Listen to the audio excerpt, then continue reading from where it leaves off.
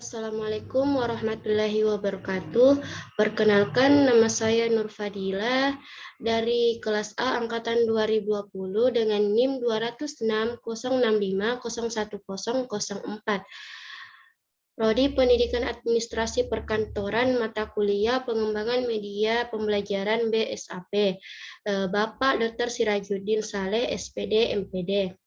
Di sini saya akan menjelaskan sebuah materi mengenai media sebagai bagian terpadu dalam pembelajaran. Yang pertama, definisi media pembelajaran dalam proses belajar, yaitu segala sesuatu yang dapat digunakan untuk menyampaikan pesan atau informasi dalam proses belajar mengajar sehingga dapat merangsang penelitian, perhatian, dan minat siswa dalam belajar. Yang kedua itu definisi komponen pembelajaran, yaitu kegiatan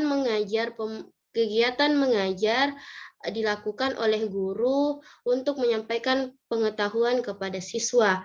Pembelajaran merupakan suatu sistem yang terdiri dari berbagai komponen yang saling berhubungan dengan yang lain. Komponen tersebut meliputi kurikulum, guru, siswa, materi, metode, media, dan evaluasi. Yang ketiga, yaitu komponen pembelajaran dalam proses pembelajaran. Ada 7, yaitu yang pertama, 1. Kurikulum.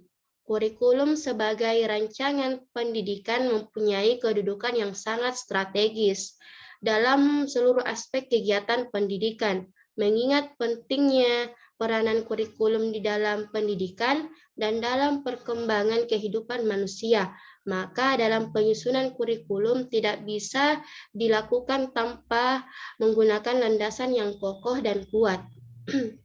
Yang kedua itu guru. Di dalam masyarakat, dari yang paling terbelakang dan yang paling maju, guru memegang peranan penting. Guru merupakan komponen pembelajaran penting dari pembelajaran itu sendiri. Guru merupakan satu di antara pembentuk-pembentuk utama calon warga masyarakat. Yang keempat itu, yang ketiga, yaitu siswa. Siswa atau murid biasanya digunakan untuk seseorang yang mengikuti suatu program pendidikan di sekolah atau lembaga pendidikan lainnya di bawah bimbingan seorang atau beberapa guru, yang artinya murid juga menjadi komponen pembelajaran. Yang keempat itu metode pembelajaran. Metode pembelajaran adalah cara yang dapat dilakukan untuk membantu proses belajar mengajar agar berjalan dengan baik. Ada 2 metode, yaitu yang pertama metode tanya jawab dan yang kedua itu metode diskusi. Yang kelima, materi pembelajaran. Materi pembelajaran adalah salah satu faktor penentu keterlibatan siswa. Yang keenam, alat pembelajaran atau media. Media adalah alat perantara untuk menyampaikan pesan atau informasi. Seorang pengajar tidak akan terlepas dari yang namanya media pembelajaran. Seorang guru juga media pembelajaran. Itulah mengapa media menjadi komponen pembelajaran. Dan yang ketujuh itu evaluasi.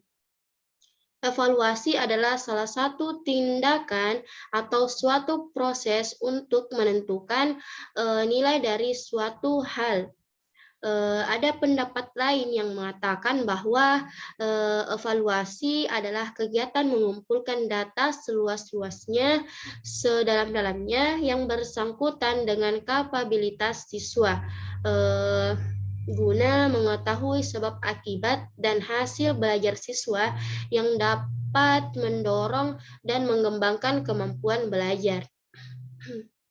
Selanjutnya, pengembangan strategi pembelajaran. Metode pembelajaran dikategorikan menjadi 3 ranah, yaitu 1. Strategi pengorganisasian isi pembelajaran. Dua langkah yang amat penting dalam penetapan strategi pengorganisasian isi pembelajaran adalah systemizing dan sequencing. Systemizing dilakukan dengan cara menunjukkan keterkaitan antar isi bidang studi secara keseluruhan dengan maksud untuk membuat isi-isi bidang studi menjadi lebih bermakna bagi siswa. Sequencing dilakukan untuk menunjukkan urutan-urutan yang perlu diikuti dalam pembelajaran isi bidang studi. Fase yang kedua yaitu strategi penyampaian pembelajaran.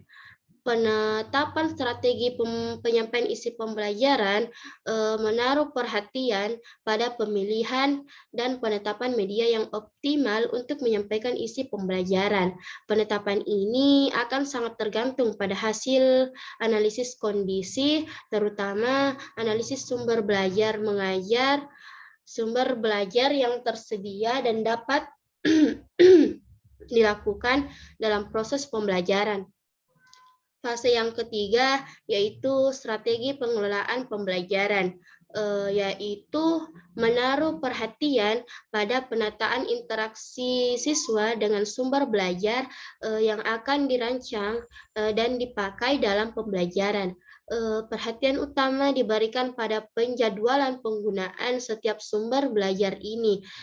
Oleh karena itu, fokus perhatiannya terletak pada interaksi siswa dengan sumber belajar. Maka strategi pengelolaan ini amat tergantung pada hasil analisis karakteristik siswa. Baik, itulah tadi penjelasan mengenai media sebagai bagian terpadu dalam pembelajaran. Sekian dan terima kasih. Wassalamualaikum warahmatullahi wabarakatuh.